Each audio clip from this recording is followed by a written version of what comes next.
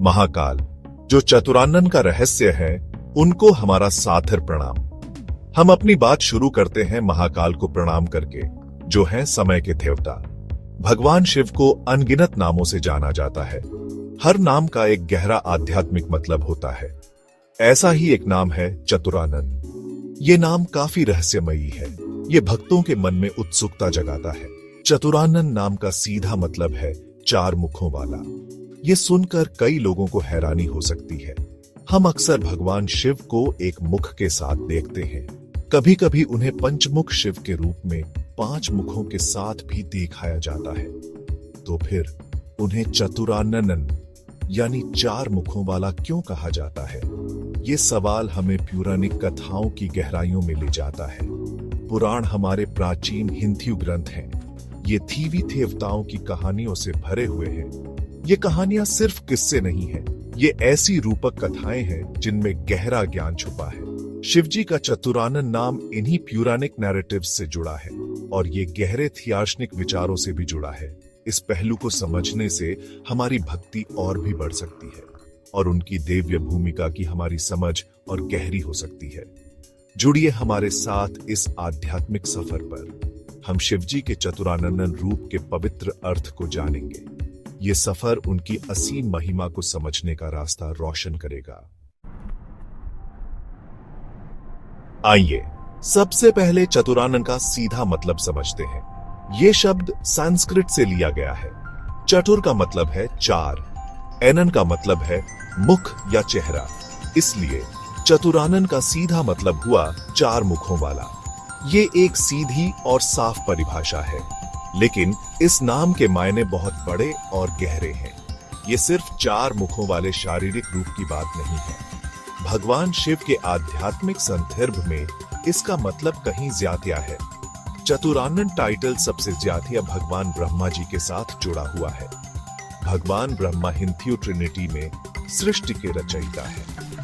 उन्हें लगभग हमेशा 4 सिरों के साथ दिखाया जाता है। ये 4 सिर चारों मुख्य दिशाओं की ओर होते हैं। ये सृष्टि के लिए उनकी पूरी दृष्टि का प्रतीक है। अगर ब्रह्मा जी चतुरानन हैं, तो शिव जी को भी इस नाम से क्यों पुकारा जाता है? ये बात कई भक्तों के लिए उत्सुकता का विषय है। जब लॉर्ड शिवा को चतुरानन कहा जाता है, तो ये अक्सर उनकी सर्वोच्च सत्ता को दिखाता है।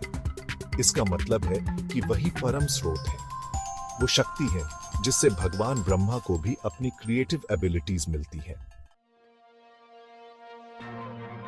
पुराण हमारे प्राचीन पवित्र ग्रंथ, दिव्य कथाओं के खजाने हैं। ऐसी ही एक कहानी बताती है कि भगवान ब्रह्मा के 4 मुख कैसे हुए।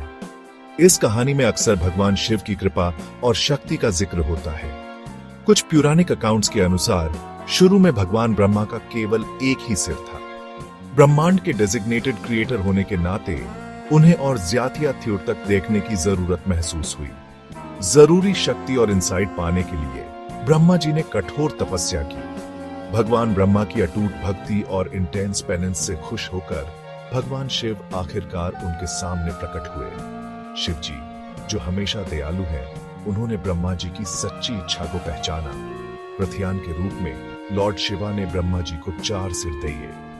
ये सिर सिर्फ फिजिकल एडिशंस नहीं थे। इनसे ब्रह्मा जी एक ही समय में चारों कार्डिनल डायरेक्शंस में देख सकते थे। ये उनकी सब कुछ देख पाने वाली नजर और इस विविध ब्रह्मांड को बनाने की उनकी कॉम्प्रिहेंसिव पावर का प्रतीक था। ब्रह्मा जी को 4 मुख देने का ये काम बहुत महत्वपूर्ण है। ये सीधे लॉर्ड शिवा को चतुरानन के एट्रीब्यूट से जोड़ता है। इसलिए शिव जी को चतुरानन कहना उनकी सुप्रीम रोल को मानने का एक तरीका हो सकता है। ब्रह्मा जी की पौराणिक स्टोरी के अलावा चतुरानन के रूप में लॉर्ड शिवा अपनी मौलिक दैव्य शक्तियों को दिखाते हैं। ये पावर्स उनके अस्तित्व का हिस्सा है। ये उनके क्रिएशन, प्रिजर्वेशन, डिस्ट्रक्शन, इल्यूजन और लिबरेशन जैसे कॉस्मिक फंक्शंस के लिए जरूरी है।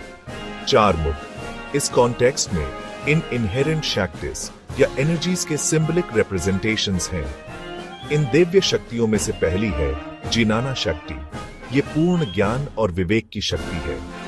दूसरी पावर है इच्छा शक्ति। ये दिव्य इच्छा या संकल्प की शक्ति है। यही वो फोर्स है जो सभी एक्शन और क्रिएशन को मोटिवेट करती है।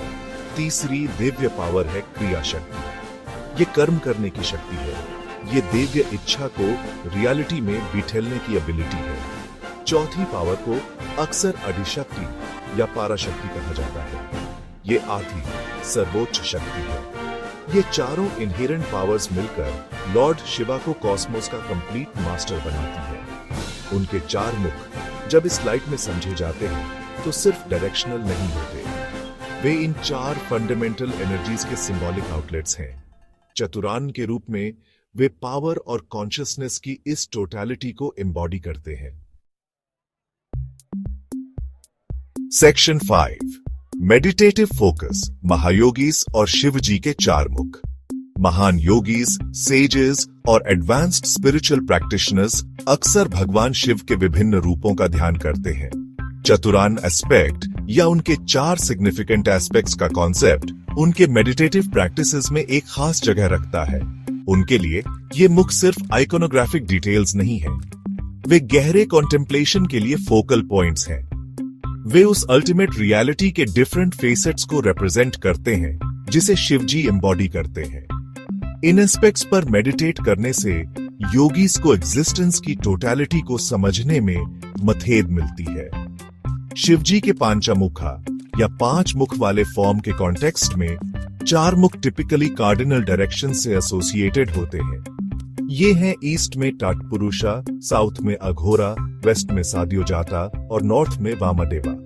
हर मुख या एस्पेक्ट एक यूनिक डिवाइन क्वालिटी को रिप्रेजेंट करता है। टाटपुरुषा को अक्सर कॉस्मिक बीइंग, अपुरुषा के रूप में देखा जाता है। अघोरा, जिसका मतलब भयानक नहीं होता है, शिव जी की नेगेटिविटी को डिस्ट्रॉय करने और रिजेनरेट करने की पावर को रिप्रेजेंट करता है। वे ईविल के प्रति फियर्स हैं, लेकिन डिवोटीज के लिए बेनेवलेंट हैं। Section 6 the cosmic dispute, Brahma, Vishnu और अग्निलिंगम। सबसे प्रसिद्ध और सिग्निफिकेंट प्यूरानिक स्टोरीज में से एक में एक कॉस्मिक डिस्प्यूट का जिक्र है। ये dispute Lord Brahma the creator और लॉर्ड विष्णु द प्रिजर्वर के बीच हुआ था। दोनों ही हिंदू त्रिमूर्ति द डिवाइन ट्रिनिटी का हिस्सा है। आर्ग्यूमेंट एक फंडामेंटल क्वेश्चन पर था, उनमें से कौन सुप्रीम बीइंग था। ये कोई मैलिस से पैतिया हुआ कॉन्फ्लिक्ट नहीं था। ये एक डिवाइन प्ले, एक लाइला थी जिसका मकसद कॉस्मोस को एक हायर ट्रूथ दिखाना था। ये स्टोरी शिवजी की अल्टीमेट सुप्रेमेसी को समझने के लिए क्रूशल है।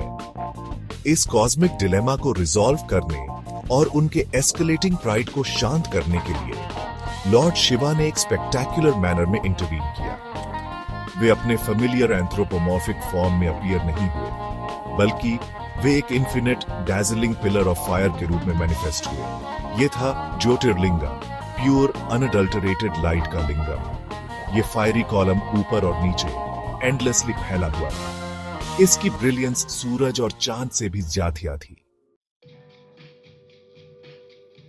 सेक्शन 7 द लिंगोद्भव मूर्ति शिवजी का इन्फिनाइट नेचर रिवील्ड। उस मैग्निफिसेंट फायरी लिंगम की चैलेंज को एक्सेप्ट करते हुए लॉर्ड ब्रह्मा और लॉर्ड विष्णु अपनी अपनी क्वेस्ट्स पर निकल पड़े। लॉर्ड विष्णु, जो डिटर्मिनेशन और स्ट्रेंथ का प्रतीक है, उन्होंने एक माइटी बोर वाराहा का रूप लिया।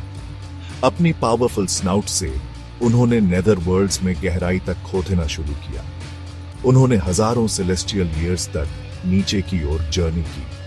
उनका एम इस लुमिनस पिलर का बेस, उसकी एक्टिव फाउंडेशन खोजना था।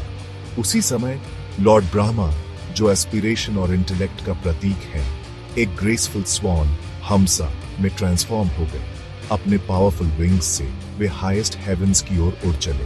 वे मिलेनिया तक उड़ते रहे, उस फायरी पिलर के समिट तक पहुंचने की कोशिश करते रहे। वे गॉड्स और सेजेस के रियल्म्स से भी ऊपर असेंड कर गए। फिर भी उनकी टायरलेस फ्लाइट के बावजूद लिंगम का टॉप उनकी पहुंच से बहुत दूर रहा। बहुत लंबा समय बीतने के बाद लॉर्ड विष्णु एग्जॉस्टेड लेकिन ऑनेस्ट स्टार्टिंग पॉइंट पर लौट आए। उन्होंने विनम्रता से लिंगम का बेस न ढूंढ पाने की अपनी इनएबिलिटी एडमिट की। उन्होंने उस फायरी पिलर के इन्फिनिट और इमेजरेबल नेचर को एक्नॉलेज किया। Section 8, Chaturanana Shiva, the all seeing all powerful divine.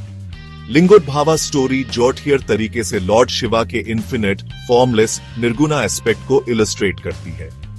ये उन्हें समझ से परे बाउंडलेस रियलिटी के रूप में दिखाती है। हालांकि ये अलग लगता है, पर चतुरानन शिव यानी 4 मुखों वाले शिव का कॉन्सेप्ट उनकी इस ऑल परवेसिवनेस से कनेक्ट किया जा सकता है।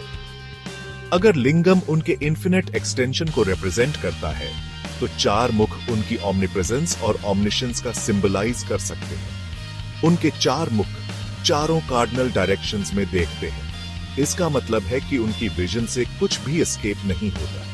वे इटर्नल विटनेस हैं, कॉस्मोस में होने वाली हर चीज से अवेयर हैं।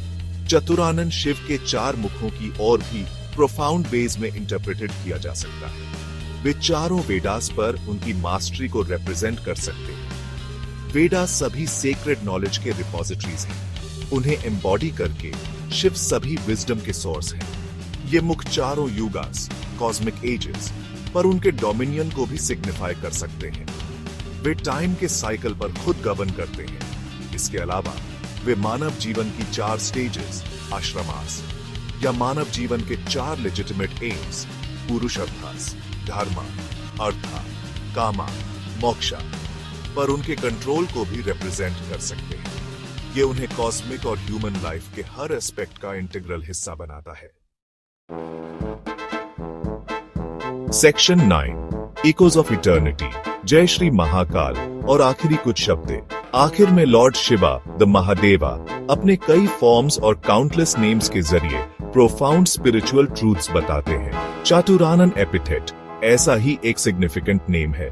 ये उनके इन्फिनिट बीइंग और उनके कॉम्प्लेक्स डिवाइन फंक्शंस को देखने के लिए एक सीक्रेट विंडो का काम करता है। ये उनकी कॉम्प्रिहेंसिव विजन के बारे में बहुत कुछ कहता है। ये उनकी इमेजरेबल पावर के बारे में बताता है। ये हमें कॉस्मिक ऑर्डर में उनकी सेंट्रल रोल की याद दिलाता है। ये नाम उस ग्रेट लॉर्ड के बारे में अंडरस्टैंडिंग की डीपर लेयर्स को अनलॉक करने की एक की है। हम भगवान महाकाल को अपनी गहरी श्रद्धा और विनम्र सैल्यूटेशंस अर्पित करते हैं। जय श्री महाकाल।